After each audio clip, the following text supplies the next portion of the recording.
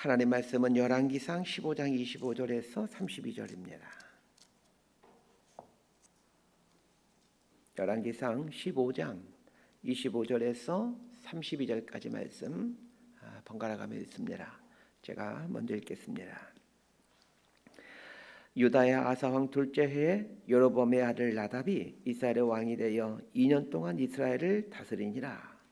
그가 여호와 보시기에 악을 행하되 그의 아버지의 길로 행하며 그가 이스라엘에게 범하게 한 그 죄 중에 행한지라. 이에 이사갈 족속 아이야의 아들 바사가 그를 모반하여 블레셋 사람에게 속한 깃보돈에서 그를 죽였으니 이는 나답과 온 이스라엘이 깃보돈을 에워싸고 있었음이더라.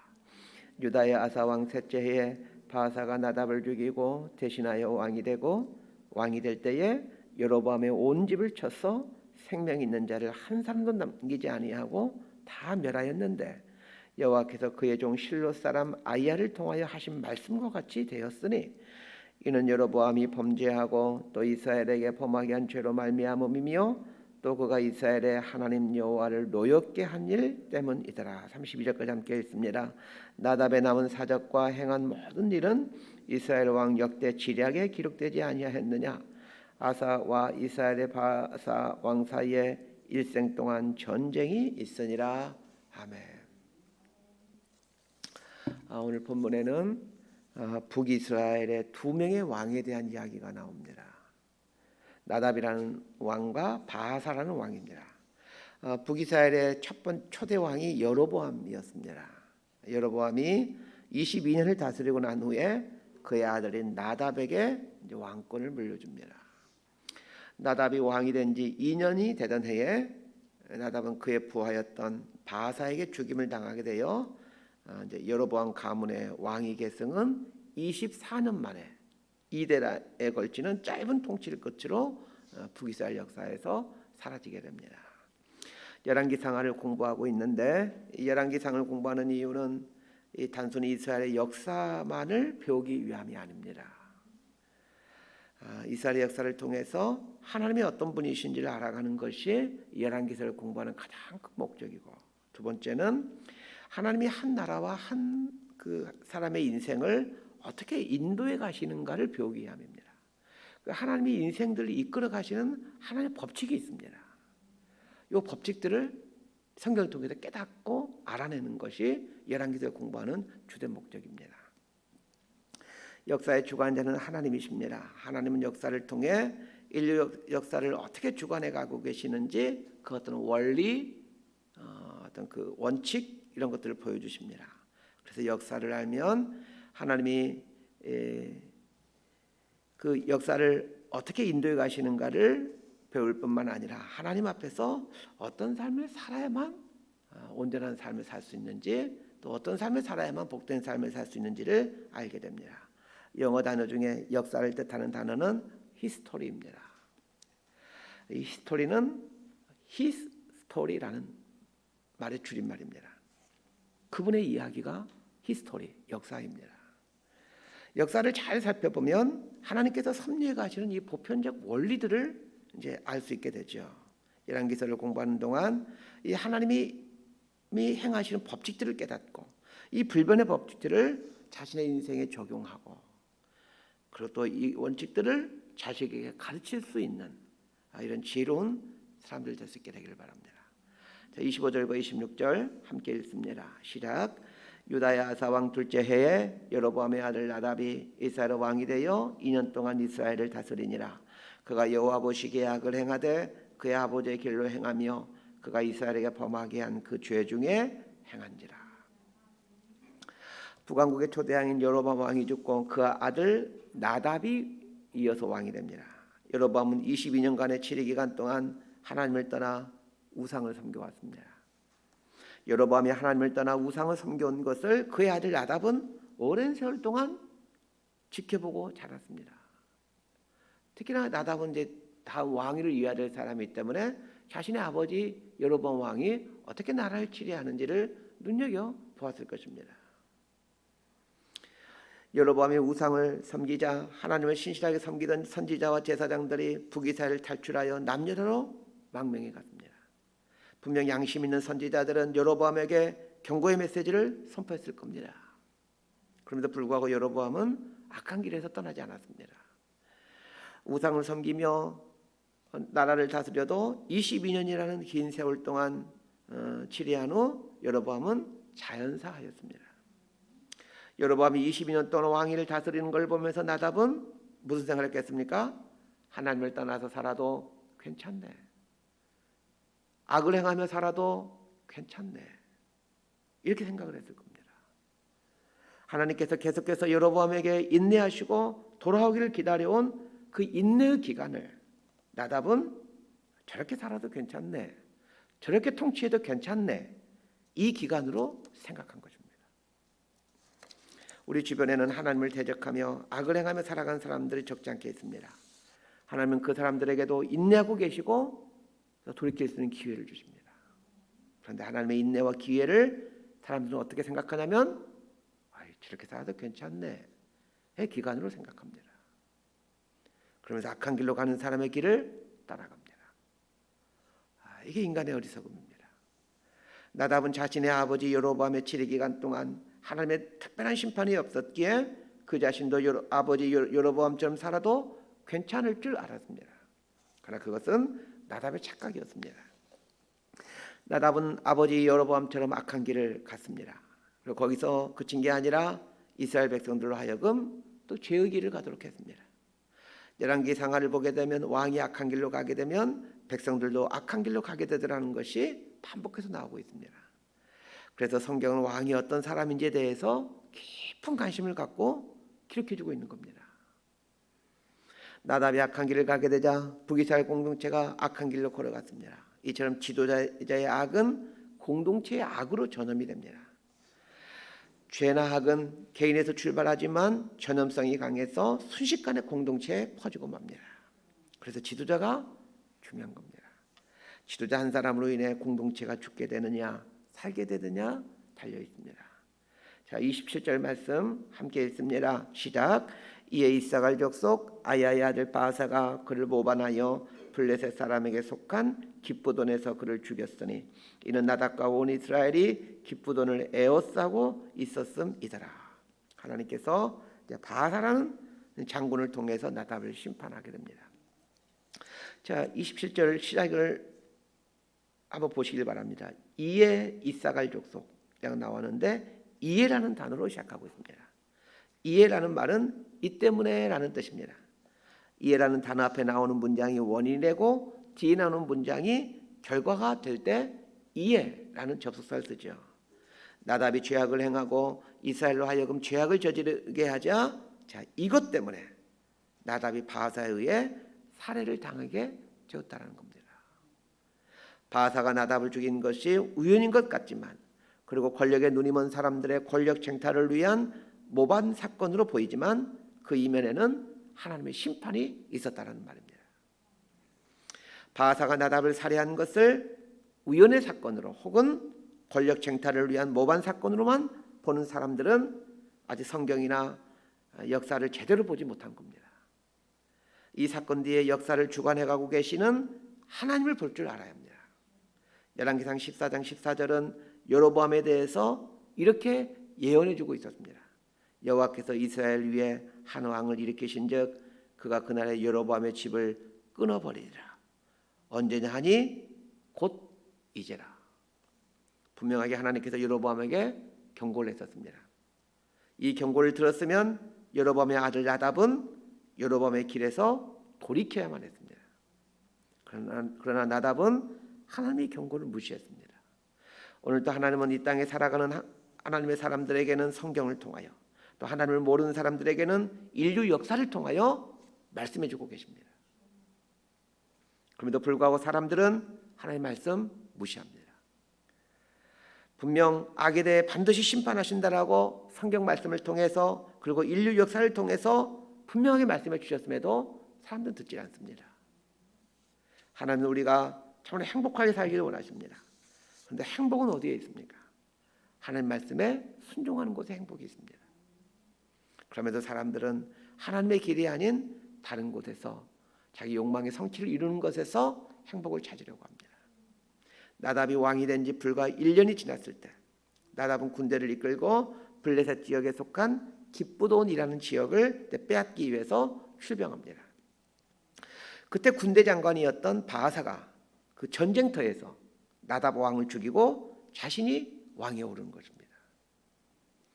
나답이 왜 기브돈을 빼앗으려고 했겠습니까? 이 기브돈이라는 지역은 블레셋 지역에 속한 곳으로 그 애굽과 그 북쪽 메소포타미아 문명권에 있는 나라들이 많은 상인들이 왔다 가면서 장사를 하고 있었는데, 이 애굽과 북쪽 메소포타미아 문명권에 있는 나라들 길목상에 위치하고 있는 아주 중요한 요충지입니다. 기브돈을 장악하게 되면 애굽과 북쪽 나라들 간의 중간에 서서 많은 이득을 취할 수 있었습니다. 나답은 이 많은 이득 앞에 눈이 멀었던 겁니다. 많은 이득 앞에 눈이 멀게 되면 그 먼 눈이 자신을 파멸케 합니다.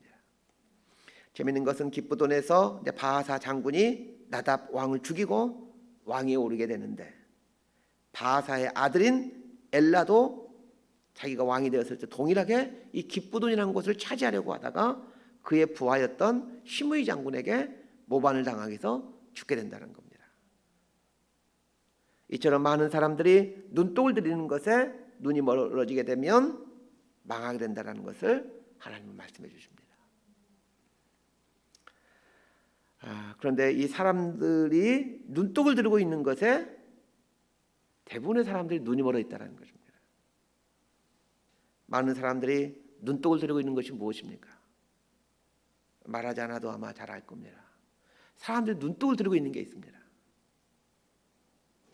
그러나 정작 사람들을 그 죽음으로 파멸로 몰아넣는 것이 무엇입니까? 그 눈독을 들고 있었던 그것 때문입니다. 남서울 은혜교회 이제 원로 목사님이시죠. 홍정길 목사님께서 쓰신 책에 나오는 내용입니다. 자신은 다른 목사님들이 눈독을 들이지 않는, 예를 들면 장애인 사역 같은 것에 관심을 두었더니 하나님께서 자신을 귀하게 사용하시더라는 그런 내용의 글이 나옵니다. 다 목사님보다 장애인 사역 하고 싶어 하지 않죠. 많은 사람들 반대가. 지금 강남에 가면 삼성병 일원동에 삼성서울병원 옆에 보게 되면 그 남서울 은혜교가 있고 거기서 이제 장애인 학교가 있는데, 그것 때문에 얼마나 많은 그쪽 인근 주민들로부터 반대를 당해야 되는지 모릅니다. 그래서 사람들은 이런 장애인 사역 같은 것 싫어합니다.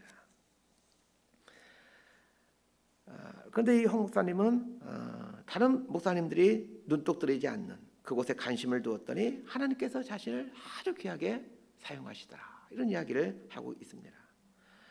왜 다른 목사님들이 눈독을 들이지 않는 곳에 관심을 두었더니 하나님께서 은혜를 주십니까? 하나님의 눈이 거기에 가 있기 때문에 그렇습니다. 사랑하는 성도 여러분, 우리의 눈을 사람들이 눈독을 들이는 것이 아닌 하나님이 눈독 들이고 있는 것에 두도록 하십시다. 그러면 하나님께서 그것에, 그 일에 복을 주십니다. 오늘 말씀을 묵상하다가 새롭게 결단을 해봅니다. 그래, 하나님이 눈독 들이는 것이 무엇일까? 하나님이 눈독 들이는 일이 무엇일까? 그리고 그 일에 내 눈을 둬야 되겠구나 라는 생각들 해보게 됩니다.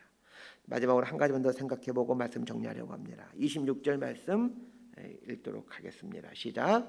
그가 여호와 보시기에 악을 행하되 그의 아버지의 길로 행하며 그가 이스라엘에게 범하게 한 그 죄 중에 행한지라. 자, 이 구절 중에 이 길이라는 단어를 아주 좀 깊이 묵상해 볼 필요가 있습니다. 모든 인생은 각자의 길을 만들어 갑니다. 그래서 우리가 인생을 인생길이라고 표현하지 않습니까? 그런데 그 길은 반드시 누군가에게 보여진다라는 것입니다. 나답은 여로보암의 길을 똑똑히 보았습니다. 그리고 그 길이 옳지 않는 길이라는 걸 알았습니다. 그럼에도 불구하고 나답은 여로보암이 갔던 길로 걸어갑니다. 그 길은 분명히 하나님께서 패망하게 되는 길이라고 말씀해 주셨습니다. 그럼에도 불구하고 나답은 그 패망하게 되는 그 길을 걸어갑니다. 오늘도 얼마나 많은 사람들이 하나님께서 말씀하신 패망의 길에 자신의 인생을 올려놓고 살아가는지 모릅니다. 예수님께서 내가 곧 길이요 진리요 생명이다라고 말씀하셨습니다. 예수님은 우리에게 오셔서 새로운 길을 본인이 직접 걸어가심으로 길을 보여주셨습니다. 그래서 내가 길이요 진리요 생명이라고 말씀하신 겁니다. 이 새로운 길을 보여주신 이유는 사람들로 하여금 예수님이 가신 그 길에 서가도록 하기 위함이었습니다. 그리하여 인생으로 하여금 진리의 인생, 생명의 인생이 되도록 하시기 위함이었습니다. 길이라는 말의 히브리어는 다라크라는 말입니다. 이 다라크라는 말은 활에 시위를 달다라는 뜻입니다. 화살이 아무리 좋아도 활 시위가 좋지 못하면 그 화살이 그 원하는 곳에 날아갈 수가 없습니다. 그러나 활 시위가 좋게 되면 화살이 좀 시원찮더라도 원하는 곳으로 날아갈 수가 있습니다. 결국 활의 생명은 이 활 시위에 달려 있습니다. 길이라는 말이 활에 시위를 단다라는 의미라고 했습니다. 사람마다 능력이 다르고 또 다른 환경에서 살아가게 됩니다. 능력이나 환경 같은 거는 내가 쉽게 바꿀 수 있는 게 아닙니다. 그러나 내 인생 시위를 어떤 것으로 할 것이냐는 내가 선택하는 겁니다. 내 인생 화살이 좀 볼품없을지라도 좀 능력이 없게 만들어졌을지라도 좋은 시에 올려져 날아가게 된다면 내 인생은 의미 있는 인생이 됩니다. 예수님이 가장 좋은 유일한 바른 활시입니다. 예수님이라는 시 위에 인생을 올려놓게 된다면 그 인생은 반드시 생명의 인생, 진리의 인생을 살게 됩니다. 말씀 31절 읽으면서 우리 말씀 정리하려고 합니다. 31절입니다. 시작. 나답의 남은 사적과 행한 모든 일은 이스라엘 왕 역대 지략에 기록되지 아니하였느냐. 나답의 행한 모든 일은 기록되었습니다. 그렇게 함으로 우리에게 나답의 길이 어떤 길인지를 보여주고 있습니다. 하나님은 나답의 행한 일을 기록해 주므로 우리에게 나답의 길이 어떤 길이었는지를 분명하게 보여주고 있고, 그렇게 살아가게 되면 인생 망하게 된다라는 걸 보여주십니다. 그런데 비단 나답의 인생만 기록됐겠습니까? 이 땅에 살아가는 모든 인생들은 그 길이 기록으로 남게 됩니다. 열왕기서에는 수많은 왕들의 길을 단 두 가지의 길로 표현해주고 있습니다. 다윗의 길이었느냐 아니면 여로보암의 길이었느냐로 말입니다. 우리 앞에는 길이요 진리요 생명이신 예수님의 길과 그리고 세상의 길이 있습니다. 어떤 길을 우리 인생이라는 활의 시위로 선택할 것이냐는 우리 손에 달려 있습니다. 예수님이라는 시위에 우리 인생 화살을 올려놓았다라면 우리는 예수님이 가지고 오셨던 생명과 진리의 삶을 살 수 있게 됩니다. 이 아침에 진지하게 우리 인생 화살을 올려놓을, 한번 쏘아버리면 다시는 돌아오지 않을 이 인생 화살을 어떤 시위에 올려놓을 것인가를 깊이 생각하게 될 수 있기를 바랍니다. 그래야 우리 인생으로 하여금 예수님처럼 생명의 길, 진리의 길을 걸어가므로 이 생명의 길, 진리의 길을 더 분명히 보여주는 이런 복된 인생이 되게 하십시다. 많은 사람들이 예수님의 길을 갈 수 있도록 그 길을 더 분명하게, 그 길이 더 분명하게 생명의 길이요 진리의 길이라는 것을 세상 사람들에게 알려주게 되는 그런 인생을 살게 된다면 얼마나 인생이 복되겠습니까? 이런 인생 살아가는 저희 여러분의 삶이 될 수 있게 되기를 진심으로 소망하고 축복합니다. 기도하겠습니다. 하나님 아버지, 우리 앞에는 수많은 인생길들이 있습니다. 어떤 길을 선택해서 살아가야 될지 깨닫게 해주십시오. 많은 사람들이 걸어갔던 길들은 그 수많은 사람들이 눈독을 들이고 있는 길들이었습니다. 그러나 그 길은 반드시 패망하게 된다는 걸 알게 됩니다. 하나님은 성경 말씀을 통해서 그리고 인류 역사를 통해서 수도 없이 이러한 길이 패망의 길이라는 것을 말씀해 주시고 계시지만 저희들이 아둔하여 듣지 못하고 있고 보지 못한 채 살아갑니다. 하나님 아버지, 저희들에게 예수님을 보여주심으로 어떤 길이 진리의 길, 바른 길, 생명의 길인지를 보여주셨습니다. 그리고 그 길 위에 우리 인생을 올려놓기를 원하고 계셨습니다. 오늘도 우리는 하루라는 인생 화살을 쏘아야만 합니다. 어떤 하루 시에 우리 인생을 올려놓고 쏘아야 될지 결정하게 하시고, 예수님의 일하는 활시에 인생을 올려놓고 진리를 향해, 생명을 향해 나아가는 바른 인생을 낼 수 있도록 은혜를 내려 주옵소서. 예수님 이름으로 기도드리옵나이다. 아멘.